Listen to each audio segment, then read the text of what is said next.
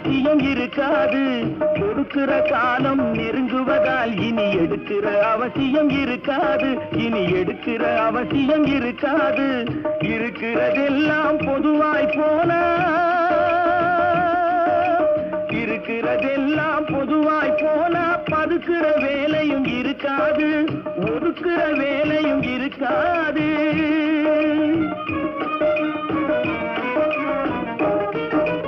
உழைக்கிற நோக்கம் உறுதியாயிட்டா